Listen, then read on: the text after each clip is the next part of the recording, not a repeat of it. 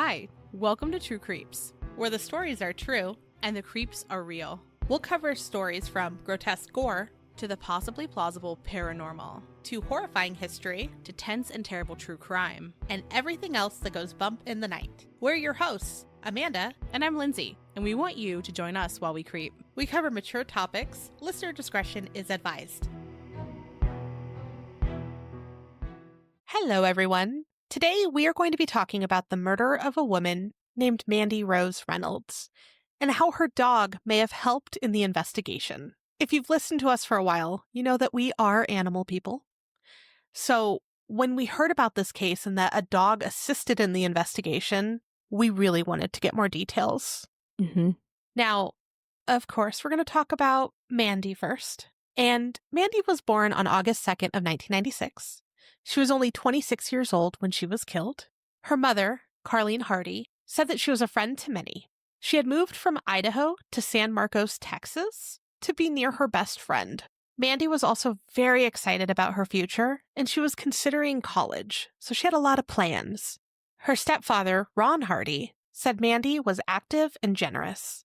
She was always eager to help others, and she was very outgoing. Also, she didn't really like staying in one place for too long. So she was originally from Idaho, but she had lived in Tennessee and Louisiana before she moved to Texas a few months before her death. So she liked to do new things. Yeah. Another thing that I saw that I just wanted to include is Ron was doing an interview and he was talking about how much Mandy loved her dog Titan. And he said, quote, "Spoiled that dog bad." And as he said it, he had this like giant smile and he was kind of chuckling. Yeah. So you knew, like, this girl was about her dog. Yeah, her baby. Right? Those two versus the world. I loved it. I loved that her family could recognize how much she loved her puppy. Yeah. So her family just loved her so much, and honestly, she seemed like such an amazing person. On her gravestone, it says, quote, "Our Rosebud once lived on Earth as a lovely free spirit. Today, she dances with angels." That's very sweet. Sounds like she was just fantastic and a great dog mom, because all puppies should be spoiled. Yes. Yes. They should. So let's talk about what happened to Mandy. On the night of April 5th, 2023, Robinson police responded to a reported brush fire that was near a subdivision on Heston Circle in Robinson, Texas, which was just south of Waco. Amanda called it in, and he told 911 that he wasn't sure if it was someone burning brush because they had been building houses nearby, or if the brush had been struck by lightning. So when law enforcement arrived around 10 p.m., they found that a body was on fire. The body was burned beyond recognition. We watched police body cam footage, and the arriving officer recognized what was happening pretty quickly as he approached. And he mentioned later that it kind of looked like logs were burning until he got close and realized it was a leg. So he called it in, and he put the fire out with a fire extinguisher. When another officer arrived, he said that the body was likely female because he could see a bra strap. Now, while all this was happening, there was also rain and hail. I felt really bad for these officers for what they were seeing here because that's not what they were expecting. So while they were out there, they also saw a white mini Labradoodle frantically barking at the officers. And this whole case is just horrific and sad. But this next part really got me as I was watching the body cam footage. It just hurt my heart, the whole situation, and just, you'll see why. So the officers were extremely kind to the dog, and they kept calling for him to come, like, closer to them. One officer in the footage could be heard saying, "You sure are hanging around here. Is that your person over there?" You can tell that that person was likely a dog parent. Yes. There's only one reason why a dog would be doing this particular type of action. Yes. Ugh, my eyes were watering the whole time watching this. Yeah. It was just watching the dog's mannerisms that got me. But the same officer was later talking to another officer near the police car, so not like at the scene, but kind of off of it. And he starts to say, "Hey, the way that dog's hanging around, it makes me think." Then he asked someone, "Hey, does anyone have a chip checker? Can someone bring a chip checker?" Because, like, you know that he understood it too. Yeah. He also said, quote, "Is the dog trying to be protective or is it trying to lead us over there? Because it looks like she's trying to lead us over there." So dog people doing good in this world, right? So they tried to catch the dog and they were worried too that it might walk through the crime scene so they're really, really trying to get it near them. The fire at one point had also flared up again, and you can hear one of the officers radioing that he's entering the scene again so that he could put it out. Unfortunately, they tried so much, but they were unable to catch the dog that night. I believe it ran off at one point. They were able, crime scene cleanup. They took the body, but couldn't get the dog. The police were able to determine that the body was burned in a large plastic storage container. They also found a shell casing that was burned inside the container. The following day, after the body had been removed, someone in the area saw the dog sitting in the field where it had been the night before. And that individual contacted Robinson Animal Control, and they were able to catch him this time. Once they were able to check the dog for a chip, they found out that his name was Titan and that he belonged to Mandy Rose Reynolds. So, given the way the dog was acting, police suspected that the body was likely Mandy's. But she didn't live there. She lived in San Marcos, Texas. And that was about 125 miles away, which ended up being about 2 hours. We're going to bring up something that's fucking wild that came about this chip later in the episode too. So just tuck chip in your head. But the microchip company sends out alerts via text and emails to owners when lost dogs are found. And we also believe that police called the number linked to the tag and left a message. Authorities reached out to San Marcos police, who then went to Mandy's apartment to look for her. When they arrived on April 7th, they found her place to be empty. Like, empty. All of her possessions were no longer there. Her car, a black Honda Accord, was also missing. Police ended up running her vehicle through a license plate reader database and saw that her car was somewhere in Wichita, Kansas. So they reached out to Wichita police to look for her car. So, on April 7th of 2023, San Marcos police found all of Mandy's belongings in an abandoned truck several miles from her apartment. Then, the next day on April 8th, Wichita officers saw that car that we mentioned earlier and attempted to pull it over, and it turned into a high-speed police chase. And when we say high speed, we mean it was over 100 miles per hour. It lasted about 30 minutes, and the body camera footage is online, and it is stressful. The car ended up crashing into another vehicle. But during the chase, he rammed into multiple police units. Everything else aside, that's just dumb behavior. It is. Like, what do you think's going to happen? Yeah. Do you think you're going to win? Do you think you're going to get away? In the Honda? Yeah. Come on. Then, after the crash, the driver of Mandy's car took off running. He ran into a nearby grocery store, Dillon's, and he hid on a bottom shelf behind canned food. Now, I will say, he clearly planned that. That's not a spur-of-the-moment hiding place. That's like you thought about where you would hide. And that's a weird fucking place to decide.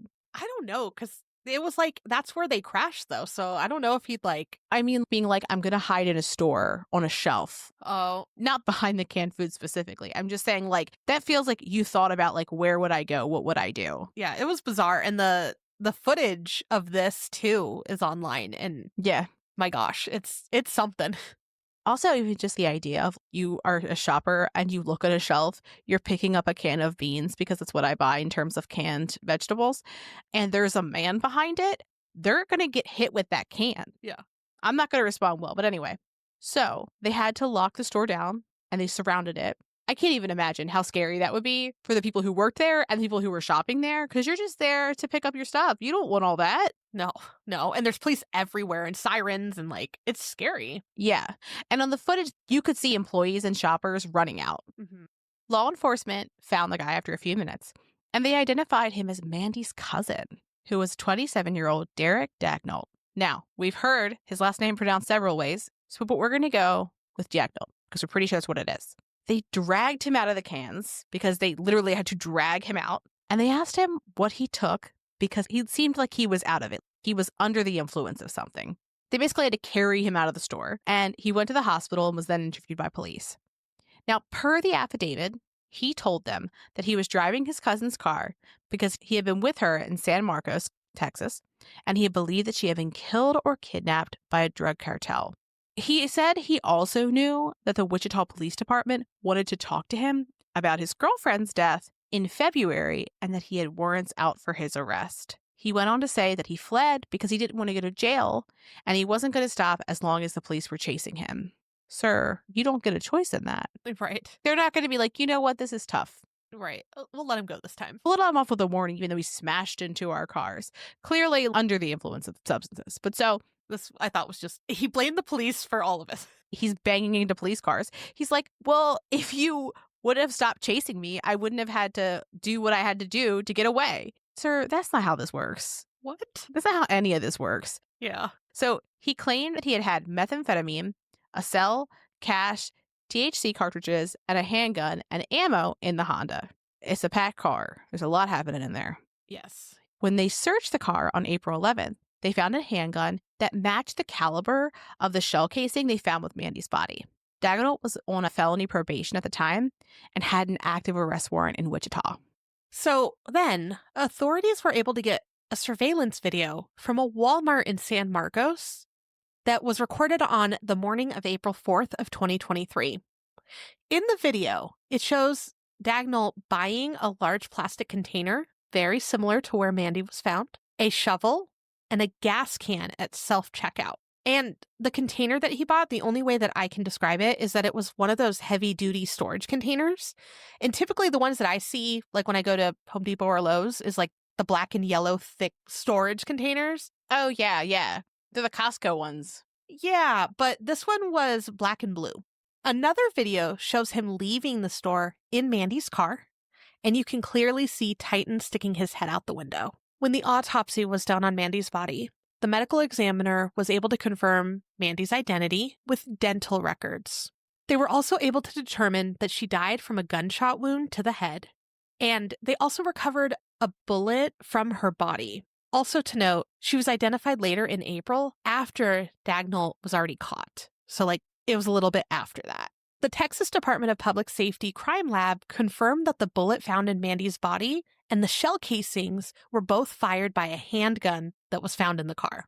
Dagnall was ultimately extradited to McLennan County Jail from Kansas. And I just thought this next part was interesting, but under the terms of the extradition warrant, his case had to be resolved within 180 days. So his trial ended up happening November 4th in Waco's 19th State District Court. And according to that same warrant, if the case had not been resolved within 180 days, it would have been dismissed. That could have had something to do with his right to a speedy trial. It could have happened because administratively they had other warrants out for his arrest. So you've got a warrant out for your arrest. Until you're arrested, you aren't charged. Then you get arrested. You have your arraignment. You're told what the charges are. So once that arraignment happens, the clock starts. It's like we're ticking. Everything needs to be done in a certain period of time. I would imagine that they were like, you can't delay your case and it affect his right to a speedy trial in these other cases. Well, that's what my guess would be. Right. So he had several things going, right? He already had the warrant. He just went on a high-speed chase. Mm-hmm. And then now we're seeing that he bought things that were used to dispose of Mandy's body. Yeah. So, not a great person. Now, let's talk about that background a little bit. This is not the first time that he's gotten in trouble. Surprise, surprise. In Kansas, there were charges for aggravated burglary, attempted aggravated robbery, and aggravated assault, use of a deadly weapon. He was already a multiple-time convicted felon, 9 to be exact. He had been in prison in Kansas for the offenses we just mentioned, and he had also shot another person as a juvenile. Ugh. Yeah, a lot. He also had convictions for methamphetamine possession, and it seems like there may have been more serious offenses throughout his life, starting from when he was a teenager. He's also listed on the Kansas Bureau of Investigation site as a violent offender. And just to paint a picture of the site, it looks like a site that you typically see registered sex offenders, but this is a registered offender website. That is interesting. It is. We don't have something like that here that I've seen, but it includes sex offenders, violent and drug offenders, and just any violent offense that they could have, which I thought was interesting. I will tell you that Maryland doesn't have it that clear, but we do have Maryland Judiciary Case Search where you can just type in anybody's name and it will show you everything. It'll show you if they've gotten pulled over. It'll show you if they're in any civil litigation. They'll tell you if there's any criminal charges. Interesting. You can do a lot with criminal case searches, but this one's particularly user-friendly. It is. It is very user-friendly. So when you pull up his profile for it, it names some of his Kansas offenses, his addresses, where he's been, vehicle information, and tattoos. And one that just it just made me so mad to see is apparently he had a tattoo that says family on his right forearm. Get fucked. It made me so upset. As it should. The motive for Mandy's murder is ultimately unknown, but many theorize that it was for money. Now, there are some other theories, one of which is that perhaps she had found out about another crime, but we'll talk more about that later. According to Mandy's mother, Dagenhart had reached out to Mandy under false pretenses, and that led to Mandy driving to Kansas to bring him back to Texas for a brief visit. So he had somehow persuaded Mandy to go pick him up about a month before the murder, and she had allowed him to stay with her. So she's being kind to her cousin. And then this is what fucking happens. Yes. There's no information as to exactly why he did it or what was the reason that she went to go get him. There was a GoFundMe that was set up by Mandy's mom, Carlene, to help pay for the family to travel to Texas to attend the court proceedings. And again, we've talked about this in other cases too. Like we recently talked about it with Sam Norquist's family, that when the family doesn't live in the same state, it's expensive. Like you have to travel, you have to get lodging, you're off of work, so it's expensive. It is. And that fucking sucks. You're already grieving and dealing with this horrible thing, and there being a fiscal burden on top of it just fucking sucks. Yeah. But so Kathleen also describes the series of phone calls she received, with the first being that Titan was found, then from law enforcement agencies, and then a coroner. She ended the GoFundMe page saying, "Our family is very grateful for any donations received. Please forward Mandy's story to all you know. From our hearts, thank you." I would think that the first call about Titan being found, there had to be this feeling in the pit of her stomach, like, that's not my daughter. What happened? Yeah. If my dog was missing and someone called my mom to be like, hey, the owner of this dog needs to come get her, she'd be like, something is wrong. Right. And first, why would they not know that that dog was missing if that's your baby? Mm-hmm. Yeah. The world would know if one of my dogs was missing. Yeah, exactly. So we're going to get into the trial. We also want to mention, we were just talking about Titan. He was present at the trial, was very loving to everyone. I am so sure that that was at least a little bit of comfort that her family could have, is having him there. Yeah. On November 7th of 2024, Derek was sentenced to life in prison after a jury convicted him of Mandy's murder. It took them just 35 fucking minutes to deliberate. That's pretty quick. That's pretty quick, and it means that it was super clear. Yeah. Now, the trial, though, itself was 4 days, and we're going to talk about a few things that were notable that happened during the trial. Mandy's father testified that she had fears about Dagenhart and that she had shared those fears with him. Her father also had urged her to cut ties with Dagenhart for safety reasons. He's a relative, like, you know, the dangerous shit he's gotten into. You're like, you know, he's not safe. Even though you're a relative, you're still not safe. Yeah. It's so hard to imagine just how hard and heavy that would be, knowing that she was worried about her cousin and he was probably like saying all the right things to manipulate her, and her dad was doing his best to try to get her to see the danger of the situation. But sometimes you just can't convince people. It's such a horrific fucking outcome. Yes. Yeah. And like her dad was also saying all the right things, right? To keep her safe and going, cut ties. Like, let's make some distance between them. And he still got this outcome, and it just breaks my heart for him. Yeah. The medical examiner also testified that a bullet fragment and shell casings that were found near Mandy's body matched the caliber of the pistol that had belonged to her grandmother. And it was the same gun that was recovered from Mandy's car when Dagenhart was caught. It's believed that Dagenhart shot her, put her body into that storage container, drove to Robinson, then set her body on fire. But authorities aren't sure, and they really can't determine where exactly Mandy was killed, but they think it may have happened in her own home. So sad. Yeah. And I do want to note, too, that I think they're deliberating for 35 minutes is because how much evidence they were able to have for this case. Yeah. It's pretty cut and dry. They're like, look what he did. He did this the day before. Like, come on. There's more to this, too. There's more evidence. So Robinson Police Detective Whitney Mathis testified about tracking Mandy's cell phone by using multiple cell towers and locations. She basically provided that Dagenhart was in possession of Mandy's phone, Titan, her car, and the gun after Mandy was murdered. Also, she confirmed that Mandy's phone pinged in the area of the San Marcos Walmart when he bought the supplies on April 4th, and then it was at a Lowe's in San Marcos about 45 minutes later. The next day, it showed her phone on Interstate 35 around 6:25 p.m., with additional pings going northbound until it eventually pinged where Mandy's body was ultimately discovered, and it pinged there around 9:05 p.m.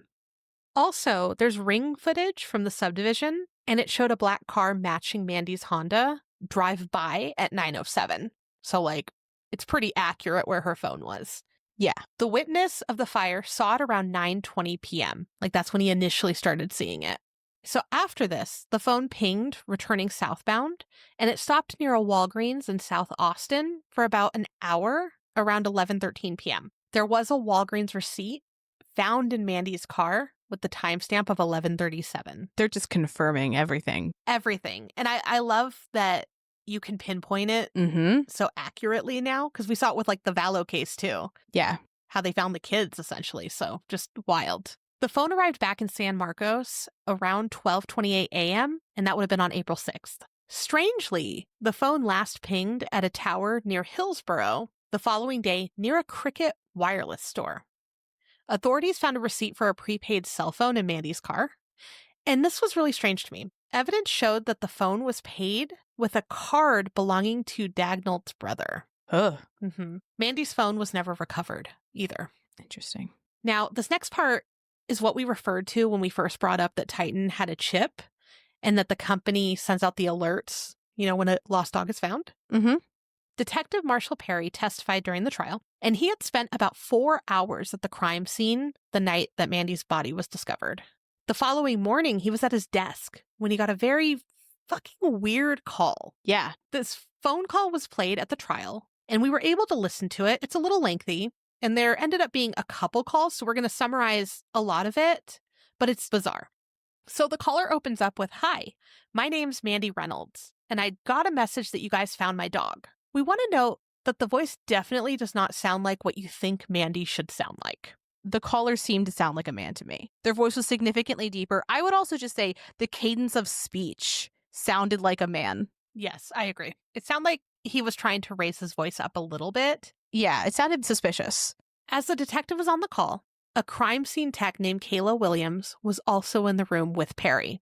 They were both looking at Mandy's Facebook page and immediately did not believe the voice that they were talking to matched who they were looking at. As they were looking at the Facebook page, the pictures began to disappear, and then the page was deactivated. Perry was also a little bit suspicious of the caller. By a little bit, I mean a lot, by the way.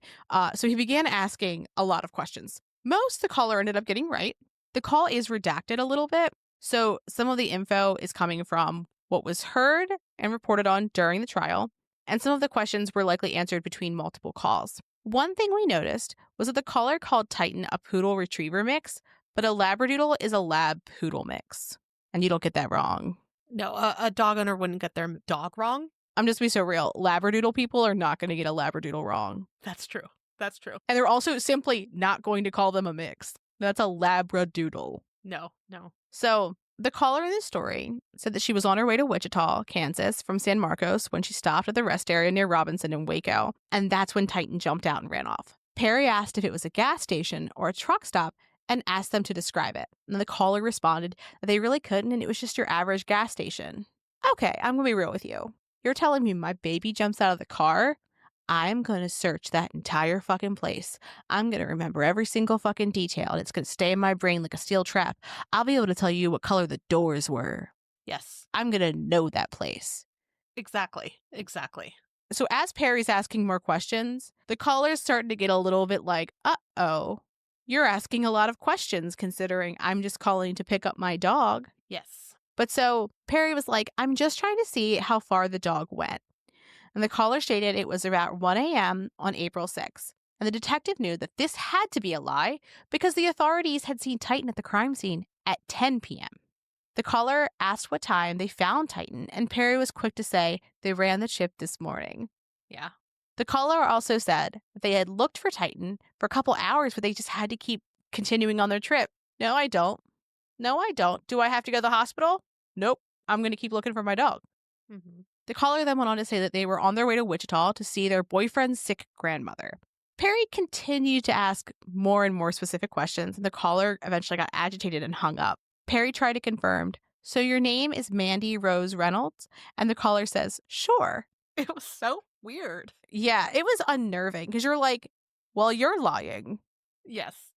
Even the way that they introduced themselves, like all of it, even the beginning of the call, they're saying they're calling to get their dog back, but it doesn't feel like they're calling to get their dog back. I don't know how else to describe it other than that. Right. So Perry goes on to confirm the details, and that's when the caller gets pissed and says, "What is this interrogation about? That's my dog you guys have. Let's get that straight, detective," before saying, "I'll just come to the pound. Goodbye." So fucking weird. It is so fucking weird. Also, dude, you're talking to a detective about your dog that went missing. Why? I would have been like, why the fuck am I talking to the police? Yeah. Would have been the first thing I said. Right. Oh, they have dog detectives now? I would love that. Every time a dog goes missing, Yeah. you're going to tell me they're going to find its owner? But police don't even have time to do police work. Right. They can't even help missing people, let alone missing dogs. We understand that. Anyway, all I'm saying is that the person who called, perhaps not that bright. Right. Exactly. Now, less than an hour later, Perry calls them back and he's like, hey, we might have gotten off on the wrong foot. And he lets that person know that Titan was found near a crime scene of a deceased person. And that's why he was asking so many questions. Mm-hmm. Now, the caller sounds stunned, but then says that they've really been stressing about Titan and that they paid a lot of money for him. And that was like the biggest red flag, right? Like, no concerned dog parent would ever mention that they paid a lot of money for their missing dog. The first questions out of their mouth would be, how's the dog? Is he okay? Where is he? When can I get him? That also is just so at odds with who Mandy was that it doesn't even feel like this caller was trying to pretend Yes. that they were Mandy. They were just like, I don't have to. That's a lot of fucking audacity. Mm-hmm. That also points out to me that their plan was probably to sell Titan. Yeah, maybe Titan wouldn't get back in the car. Mm-hmm. Or tried to bite them, which would have been very smart. I hope so. I hope Titan bit them. I hope Titan fucking took a bite out of crime. Mm-hmm. So Perry tries to confirm details again, and the caller sounds a little distraught and says that they don't know some of the details. Perry does a great job digging for information, though. I will give that to him. And he stayed calm the entire time, even though he knew that the caller was like blatantly lying to him. The caller then says something about not being able to spend the whole day speaking to Perry and that they'll just go to get Titan and they don't want to be interrogated when their puppy ran off. No. Ultimately, the call ends with the person claiming to be Mandy saying something like they will have their attorney call them because Perry informed them that Titan was on a police hold. And either way, they can't come get him. He's on the hold. Mm-hmm. Surprisingly, an attorney never called. Authorities used the license plate reading system, known as Flock, to trace Mandy's car to Aqua Arena Springs Drive in San Marcos at the time of the call. The photo of the car shows heavy rain. And when the call was played in court, Ryan Calvert, one of the prosecutors, pointed out the rhythmic squeaking sound of the car's windshield wipers. So he's like, he's calling from the car. It's raining out. Do you hear it? Perry said during the trial that he's convinced that it was Dagnall who was pretending to be Mandy. Ew. And like, to me, that makes sense. Like when you look at his picture, you're like, that's the voice I was hearing. Yeah. I just don't even know what his plan was, though. Yeah. Was he going to say, I'm going to send my cousin to go pick up my dog? Yeah, it doesn't make sense. It doesn't make sense. That would have been weird, too. Yeah. Yeah. So the sentencing was also wild. Dagnall ended up yelling at Mandy's brother and had to be escorted out. And this was during Mandy's brother's victim's impact statement. Dagnall kept interrupting him and even accused him of a crime. Then he even talked back to the judge. This guy has audacity for days. Yes. Then a fight broke out between the Dagnall family and the Reynolds family. And remember, they're all family, but just because you're a Reynolds doesn't mean that you're necessarily related to a Dagnall. But anywho, one of the things that we were thinking about when we were researching was how difficult it would be for an intra-family violence in this way, where this is your sibling's kid who did this to your baby.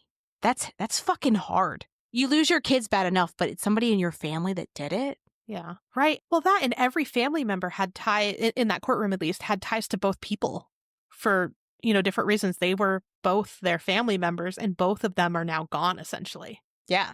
So Dagnall's brother-in-law, M.K. Herzberg, ended up trying to hit someone on the Reynolds side of the family, and he was taken away in handcuffs. He was then released 30 minutes later, and no charges were filed. Dagnall also made a very bizarre statement to a reporter. So he's being led to jail, and he told a reporter that he wanted to make a statement. And he reiterated that his cousin had committed a crime. And then the reporter asked, well, what about you? And his response was, I guess I'm just a murderer. What? What? During the punishment phase, the jury learned that Dagnall had been in trouble many times in his life. So everything we talked about earlier. Also, Generally, you can't bring up all of the crimes that a person has committed forever in their life in a trial unless that person is like, I couldn't have done this. I'm a good person. Once you start bringing in who you are as a person, then they can do it, but not before then. Yeah. And the prosecutor, even, I think in a lot of the interviews, said something along the lines of, even if we hadn't brought this up, he would have gotten the same sentence. Like, we had so much evidence. Yeah. Additionally, in March of 2024, he also received a combined 111-month sentence in Kansas for multiple charges. So 52 months for attempting to elude police, aggravated battery, and criminal possession of a weapon by a felon after the high-speed chase. So remember his hiding behind the cans? 52 months for that. Then he received 17 months for theft linked to him stealing 2 chainsaws, a vacuum cleaner, a toolkit, and a trash can from Lowe's in Derby. What? Why? What an assortment. What do you need 2 chainsaws for? Then, another 3.5 years was added for a 2021 methamphetamine possession charges, and his life sentence requires him to serve at least 30 years before he's eligible for parole, which hopefully he never gets fucking paroled, because I think he just needs to just stay locked away from everyone. Yeah, he's where he should be. Yes. So there's another just terrible crime that he might be linked to as well. Friends and family of a woman named Shanoa Hansel suspect that Dagnall may have been involved with her death as well. Now, she died on March 1st of 2023. Reminder, Mandy was murdered just a little over a month later on April 5th of 2023. As of now, Dagnall has not been charged in connection with her case. But on one of the local news posts, we saw people who may have known Shanoa mention that her and Dagnall were dating and that he said some awful things to her before she passed. Someone else also mentioned that he was aggressive and threatened her. Another said that she told people if something happened to her, it was him. He does not seem like a person who I would rule out in any way whatsoever. Right. And I did see a few other comments too that said they suspect that maybe Mandy found out about Shanoa and that's why he killed her. Yeah. Again, we can't confirm who knew who, if it's all factual, but interesting that he mentioned that someone wanted to question him about his girlfriend's death. I believe he said February. She died March 1st, but maybe it was a late night, in February. And why would that be relevant to bring up in terms of why you were evading police? I'm not a believer in just because you ran, you're guilty. Right. In this situation, it was true, but he's listing all of the things that he's done and like things that he was in trouble for. Yes. And he lists his girlfriend as part of that. Exactly. So Lindsay and I were very interested in what happened to Shanoa because there's not really much out there. There's very lovely things that her friends and family have said about her in like her obituary and just what a great person she was. But unfortunately, they still don't have any closure on this case. We have requested some documents from the local government and we'll be looking into it a little bit more. If we find something, we'll bring it up in our True Crime Digest. Mm-hmm. But interesting, he could be linked to another potential murder. Yeah. So let's bring it back to Mandy's case. When you look into the case, most articles show you this adorable picture of both the prosecutors, Ryan Calvert and Alyssa Killen, the investigator, Keith Coons, and they're all 3 crouching down with Titan for this picture. Like, the 4 of them got justice for her and her family. Yeah. And just, I don't know, the love that a dog can show for humans is incredible. And he helped them to solve her murder so much quicker than they likely would have otherwise without him. Yeah. And Alyssa Killen said, quote, Titan was key to investigating this case. She didn't have any ties to the area, so there really would be no reason to think that she would have ended up here. And just from what we've seen too, Dagnall also had no ties to that area. So putting both of them there would have been difficult. We're not sure why he brought her body there. The only thing that we saw is it was kind of an open space and it was on the way to Wichita. Yeah. So it was just, I think, out of convenience for him. We do want to end this with some good news, though. Titan was adopted by Mandy's best friend. And from some of the sources we've seen, he's doing great. I'm glad that he is well loved and doing okay. Thinking about Titan and Mandy, I think about it often with my dogs. But like some of the best relationships we have in our lives are with creatures that don't even speak the same language, Yeah. So just give your pup some extra love this week for Mandy. I would also like to request that you give your cat some extra love. Yeah. That's just because she was a dog person. But all animals, yes. I will request cats as well. I think she would have liked that too. Between Titan helping to identify his person and how it seems like multiple police departments in multiple jurisdictions and states were able to work together quickly, we're just so glad that Dagnall was found and detained fairly quickly. Like in this case, usually we're like, oh, this jurisdiction should have talked with this one and they should have done this. This seemed like it was flawlessly. Yeah. And I'm just happy for that. We also hope that friends and family of Shanoa are able to get the justice and closure that they deserve in the future as well. Yeah. We know that law enforcement can do good work. We would just like that to do it for everybody, even when they maybe make judgments about that person or XYZ. There's many reasons why conclusions might not be reached, why justice might not be received. And when you know it can happen, it makes it even more frustrating when it doesn't. Because you're like, it's not that you can't. Yeah. It's that you won't. Right. You're not dedicating time to certain people for silly things. Yeah. And so if there's any cases that you're aware of that you think need some more exposure, that need a little bit more pressure in the world, let us know. We'd love to cover them. Again, love your babies, human and fur or scales. We'll include them. Why not? Feathers even? Oh, yeah. Well, with that, have a great weekend. Thanks for creeping with us. Thanks for listening, and as always, a special thank you to our patrons who support us via Patreon. Please see the link in our show notes to learn more about how you, yes you, can begin to haunt the dump, guard vortexes, or even become a scorching Sasquatch. Ooh. Also in our show notes, you can find the link to our website, more information on our sources, our social media handles, and our merch store. We'd love for you to keep creeping with us. So if you like this episode, please subscribe, rate, review, and share the show with your fellow creeps and or ghosts. I beg of you.